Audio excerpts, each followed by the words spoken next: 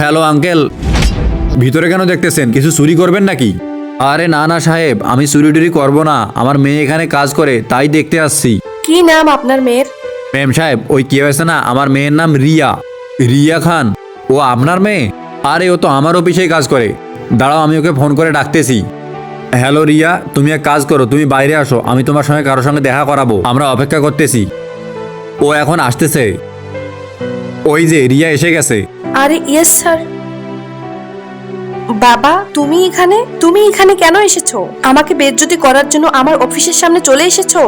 না না বেটা, আমি তোমাকে অসম্মান করার জন্য আসিনি। ওই কি হয়েছে না, আমি 2 বছর ধরে তোকে দেখিনি, এজন্য আমি এসেছি তোকে দেখার জন্য।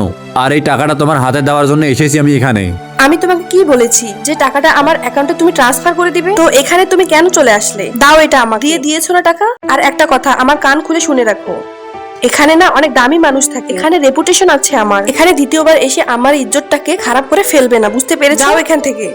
রিয়া দাঁড়াও, তুমি এটা কেমন ভাবে কথা বলো তোমার বাবার সাথে? আল্লাহর নামটি দেখে যে এড়িয়ে যাবে তার মনের ইচ্ছা কখনোই পূরণ হবে না। তাই আল্লাহর এই নামটির জন্য একটি লাইক এবং সাবস্ক্রাইব করে যাও। স্যার, ওই সম্মান যেটা আমি আমার অফিস থেকে পেয়েছি। আরে তোমার সম্মান, আরে তোমার সম্মান তো মাটিতে পড়ে যাবে। আর এটা যদি আমার নজর অথবা 87 নজরে পড়ে, আর আমি তো তোমার কাছ থেকে কখনো আশাই করিনি যে তুমি তোমার বাবার সঙ্গে এরকম ব্যবহার করবে। আর আজকে যে তুমি এই কোম্পানিতে কাজ করতেছো তোমার নিজের যোগ্যতায়, আর তুমি কি এটা জানো এটা তুমি কার জন্য অর্জন করতে পেরেছো? স্যার, আমার কষ্টের ফলে পেয়েছি, আমার কাজের জন্য পেয়েছি, আমার কোয়ালিফিকেশন, আমার ডিগ্রি সবকিছুই ভালো ছিল, এজন্য তো আপনি আমাকে কোম্পানিতে জবের জন্য রেখেছেন। ও আচ্ছা, তাহলে সমস্ত ক্রেডিট তোমার হয়ে গেল।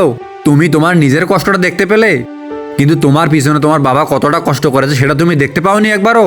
আচ্ছা একটা কথা বলো, এ যদি তোমাকে স্কুলে না পড়াতো, যদি কলেজে না পড়াতো, তোমাকে ভালো ডিগ্রিতে ভর্তি না করাতো তোমাকে, তাহলে কি হতো ভেবে দেখো একবার। আর তুমি জানো গ্রামের মেয়েদের কপাল কতটা খারাপ হয়? আর এই গ্রামের মেয়েরা তো একদম সিম্পল জীবনযাপন করে। বাবা, আমাকে ক্ষমা করে দাও, সত্যি আমি অনেক বড় ভুল করে ফেলেছি। আমি আপনার মেয়ে হই, আর কোনো মেয়ে সবার সামনে তার বাবাকে অপমান করতে পারে না। সত্যি আমি তোমার ভালো মেয়ে নই, আমি অনেক ভুল করেছি তোমার সাথে।